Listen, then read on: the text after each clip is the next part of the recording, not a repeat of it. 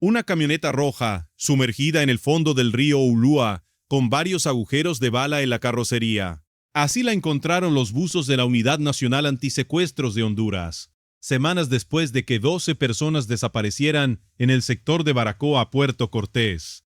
La placa decía ADAEEE 1068. Y esa placa, según confirmó en su momento el propio ministro de Seguridad, pertenecía a uno de los 12 desaparecidos. Ese carro fue apenas el primero de varios que la policía sacaría del agua en las semanas siguientes. Y fue, según las autoridades, el hilo que empezó a deshacer por completo a la banda de Berna. Imagínese la escena tal como la reconstruyen los propios reportes policiales, agentes de buceo entrando al agua turbia de un río que atraviesa una de las zonas más disputadas del norte de Honduras, buscando indicios de 12 hombres que salieron una tarde de junio y nunca volvieron a llamar a sus casas. No encontraron cuerpos ese día, encontraron metal, óxido y perforaciones de bala hundido en el sector de Arenales, dentro del ramal del Tigre. Fue suficiente para confirmar lo que las familias ya temían desde la primera noche sin noticias. Antes de contarle cómo se desarmó esta estructura pieza por pieza, permítame decirle por qué este caso merece más tiempo del que le dieron los noticieros de 30 segundos. No es una noticia de esta semana. Ocurrió hace algo más de un año, y precisamente por eso hoy podemos contarle el expediente completo, quién ordenó las desapariciones, cómo cayó el cabecilla, quiénes siguen presos y qué dijeron los tribunales apenas el mes pasado. Si le interesan los casos que otros canales cuentan a medias y nosotros seguimos hasta la sentencia final, suscribirse le toma un segundo y a nosotros nos permite seguir invirtiendo el tiempo que este tipo de investigación exige.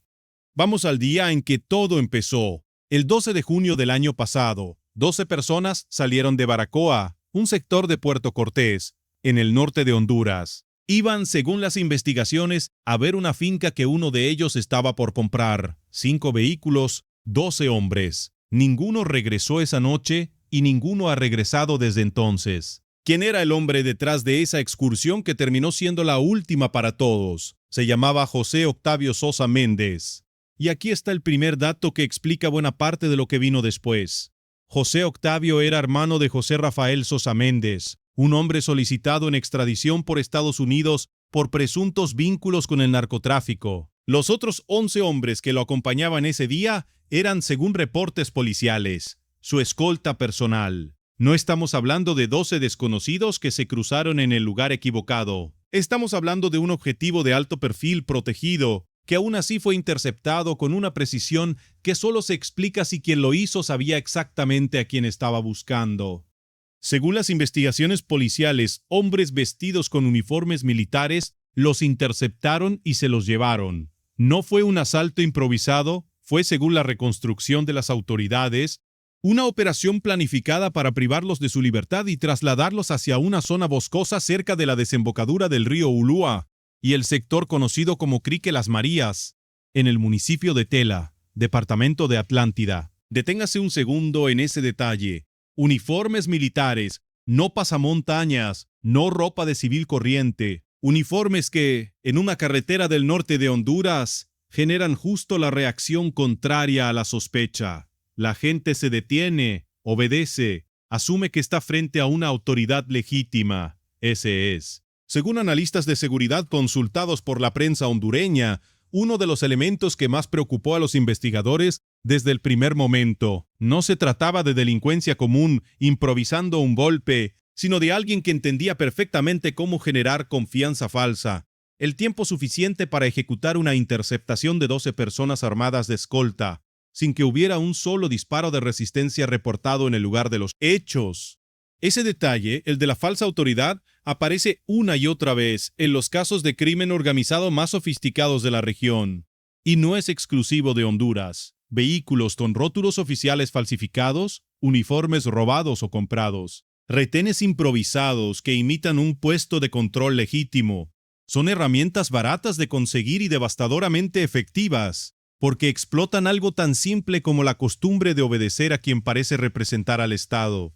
Cuando esa confianza se convierte en arma, según coinciden los especialistas, el margen de reacción de cualquier víctima, por armada que esté su escolta, se reduce prácticamente a cero.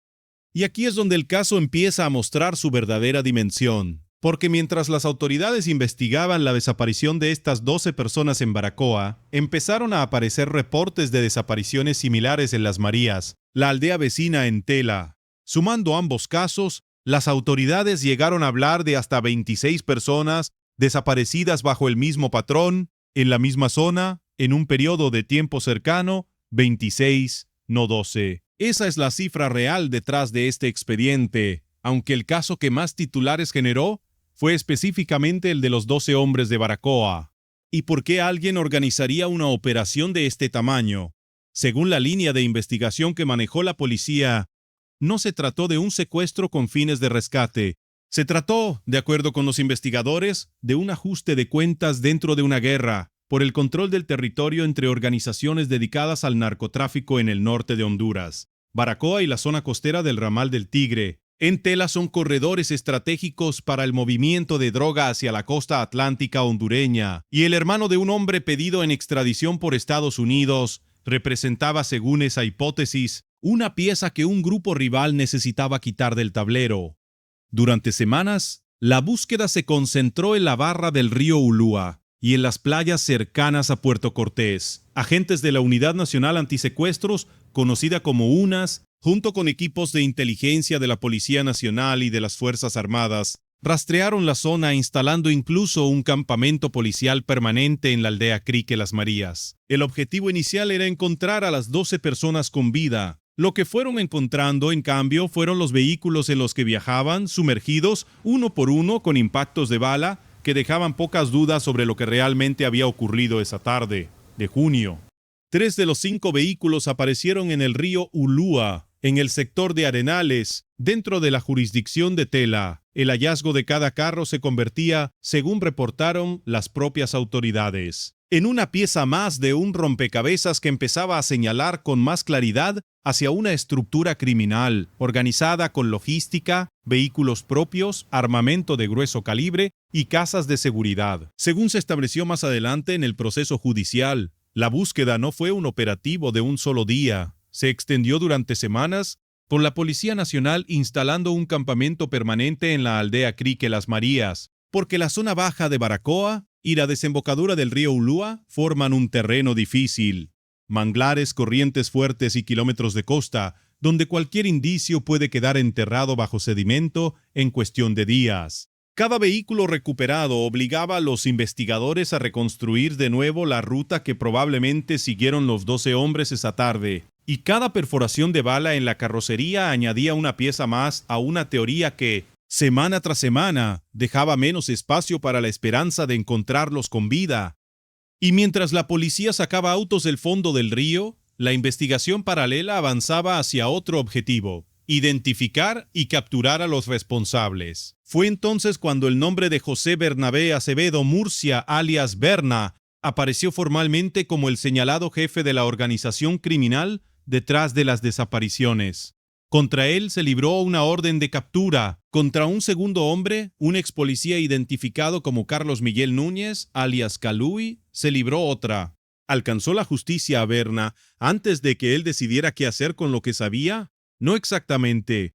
Y esta es la parte del caso que casi ningún resumen de 30 segundos cuenta bien. El 10 de octubre del año pasado, 4 meses después de las desapariciones, Berna perdió la vida en la aldea Tegucigalpita, en el municipio de Victoria, departamento de Lloro, junto con 2 hombres identificados como parte de su misma estructura: Junior Iván Mejía Hernández y Kevin Alexander Castro Rodríguez. Según las autoridades, los 3 cayeron en un enfrentamiento con fuerzas de seguridad durante un operativo de captura. El hombre señalado como cabecilla de una de las desapariciones más grandes documentadas en el norte de Honduras nunca llegó a sentarse frente a un juez. El ex policía Calui, en cambio, según la información más reciente disponible, continúa prófugo. Esa muerte dejó a la investigación en una posición incómoda que vale la pena señalar con toda claridad. Por un lado, la organización perdió a su cabecilla, y con eso, en teoría, su capacidad de seguir operando con la misma cabeza que planificó la desaparición de Baracoa. Por otro lado, cualquier información que Berna pudiera haber aportado sobre la ubicación exacta de los cuerpos, sobre quién dio la orden final, o sobre si hubo algún tipo de acuerdo con otras estructuras rivales, se perdió con él. Es una tensión que se repite en Centroamérica una y otra vez. Cuando un operativo termina con el cabecilla muerto en lugar de capturado, el Estado gana una victoria simbólica inmediata, pero pierde casi siempre la fuente más directa de respuestas para las familias que siguen esperando.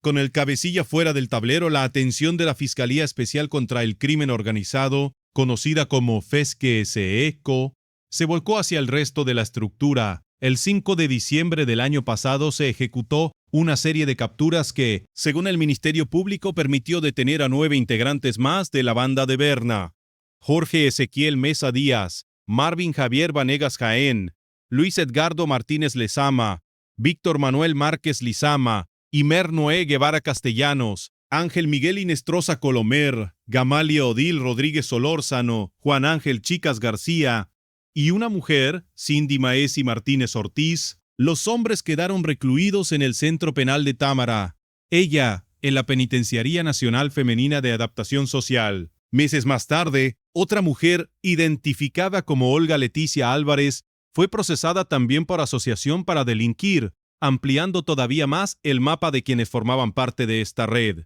Fíjese en algo que las propias autoridades hondureñas subrayaron durante la investigación. La banda de Berna no operaba de forma improvisada. Contaba, según se estableció en el proceso, con jerarquías definidas, disciplina interna y conexiones con estructuras más grandes del crimen organizado. No era un grupo de oportunistas armados, era, según la reconstrucción fiscal, una organización con roles claros, quienes ejecutaban las capturas, quienes administraban los recursos, quienes proveían las armas y los vehículos. Y esa es, quizás, la revelación más incómoda de todo este expediente: una estructura capaz de interceptar con precisión militar a un objetivo protegido, hacerlo desaparecer junto con 11 personas más, y sostener esa operación con logística de nivel profesional no surgió de la noche a la mañana. Llevaba tiempo construyéndose antes de que Baracoa apareciera en un solo titular. Piense en lo que significa, en términos prácticos, sostener una organización con esas características en una zona rural del norte de Honduras.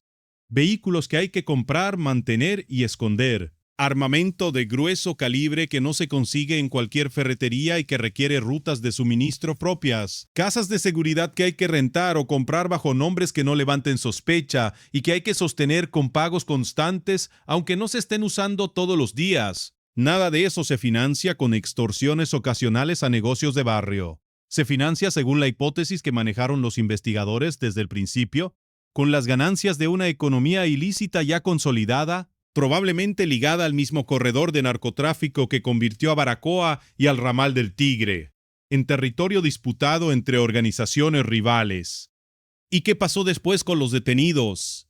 Aquí es donde el caso deja de ser solo un operativo policial exitoso y se convierte en un proceso judicial real, con resultados verificables. En octubre de este año, más de un año después de las desapariciones, la Fiscalía Especial contra el Crimen Organizado logró las primeras condenas del caso. Cindy Maesi Martínez Ortiz y Jorge Ezequiel Mesa Díaz se declararon culpables del delito de asociación para delinquir mediante un procedimiento abreviado, admitiendo formalmente su participación en la estructura criminal. No son condenas por el crimen de las 12 personas desaparecidas directamente, es importante decirlo con precisión, sino por haber formado parte de la organización que las autoridades vinculan con ese hecho. El resto de los procesados sigue enfrentando el proceso judicial en curso. Deténgase un momento en esa distinción, porque es exactamente el tipo de detalle que separa a un expediente judicial real de un rumor bien contado. Las autoridades hondureñas han sido, según los propios comunicados del Ministerio Público, cuidadosas en aclarar qué se ha probado y qué sigue bajo investigación. Las líneas de trabajo sobre el crimen específico de José Octavio Sosa Méndez y los 11 hombres que lo acompañaban continúan abiertas. Es decir, hay condenas, hay estructura desarticulada, hay un cabecilla que ya no puede seguir operando, pero el capítulo final, el que determine con nombre y apellido quién ejecutó cada una de las 12 desapariciones, todavía no se ha escrito por completo. Y esto nos lleva a la pregunta que probablemente ya se está haciendo si ha llegado hasta aquí: ¿dónde están los cuerpos? Porque de los 12 hombres desaparecidos en Baracoa, lo que la policía ha logrado recuperar hasta ahora son vehículos, no personas. Autoridades policiales llegaron a estimar, en las primeras semanas de investigación, que el caso estaba resuelto en un 90%, en referencia al entendimiento de la estructura y el móvil detrás de las desapariciones. Pero resolver el móvil y encontrar a las víctimas son dos cosas completamente distintas. Y en ese segundo punto, el más doloroso para las familias, el expediente sigue, según la información pública disponible, incompleto. Piense en lo que implica eso para una familia en Puerto Cortés. Más de un año de espera. Condenas que confirman que sí, hubo una organización criminal detrás de lo que le pasó a su familiar, pero sin un cuerpo que enterrar, sin un cierre definitivo. Es el tipo de herida que ninguna sentencia judicial, por más contundente que sea, termina de cerrar del todo. Los propios medios hondureños que han dado seguimiento a este caso lo han dicho con esas palabras. Las condenas contra los miembros de la banda de Berna son un paso importante, pero la herida sigue abierta. Piense también en lo que representa día a día no tener un lugar físico donde llevar flores. En muchas culturas de la región, el duelo se construye alrededor de un entierro, de una tumba, de un aniversario que se marca en un cementerio. Cuando ese punto de referencia no existe, cuando lo único que hay es un vehículo recuperado del fondo de un río y una carpeta judicial que avanza a su propio ritmo, el proceso de cerrar ese capítulo se vuelve, según especialistas que han trabajado con familiares de desaparecidos en la región, mucho más largo y mucho más solitario. Las 12 familias de Baracoa no solo esperan justicia, esperan, antes que nada, una respuesta física que hasta ahora la investigación no les ha podido dar. Vale la pena, antes de cerrar, poner este caso en un contexto más amplio, porque no es un hecho aislado en la región. En Honduras como en El Salvador, en Guatemala y en buena parte de Centroamérica, las estructuras del narcotráfico han recurrido durante años a este mismo tipo de violencia selectiva. No ataques masivos ni indiscriminados, sino operaciones quirúrgicas contra objetivos específicos, disfrazadas muchas veces con uniformes o vehículos que generan confusión en el momento del hecho. Y en los 3 países, el patrón de respuesta institucional ha sido parecido: unidades especializadas de investigación patrimonial y financiera, capturas escalonadas que van desde los ejecutores hasta quienes administran el dinero, y procesos judiciales que, aunque lentos, terminan produciendo condenas verificables años después del hecho. Si usted nos sigue desde El Salvador o desde la diáspora salvadoreña en Estados Unidos, esta mecánica le va a sonar familiar. Es la misma lógica que llevó del otro lado de la frontera a desarticular células completas de la Mara Salvatrucha y el Barrio 18 mucho después de que el hecho que las hizo famosas ya había pasado de los titulares. Lo que distingue a este caso, sin embargo, es la escala del objetivo. No hablamos de una pandilla callejera extorsionando un negocio de barrio. Hablamos de una estructura con capacidad de interceptar con uniformes militares y precisión táctica a un objetivo protegido y a toda su escolta, en un solo golpe. Ese nivel de planificación es, según analistas de seguridad consultados por medios hondureños, uno de los indicadores más claros de hasta dónde ha escalado la sofisticación del crimen organizado en el norte de Honduras durante los últimos años. Y hay algo más que conviene subrayar sobre el mecanismo judicial, que finalmente empezó a cerrar el cerco sobre esta estructura. El procedimiento abreviado que usaron Cindy Maesi, Martínez Ortiz y Jorge Ezequiel Mesa Díaz para declararse culpables no es, como algunos podrían pensar, una salida fácil. Es, según explican fiscales hondureños que han trabajado casos similares de crimen organizado, una herramienta que permite a la fiscalía obtener una condena firme y al mismo tiempo presionar a los declarantes para que aporten información que ayude a construir el caso contra el resto de la estructura. En otras palabras, cada condena por procedimiento abreviado no cierra una puerta, la abre. Es una pieza más que la fiscalía puede usar para presionar a quienes todavía enfrentan el proceso judicial en curso y potencialmente para acercarse un poco más a la ubicación de los cuerpos que todavía no han aparecido.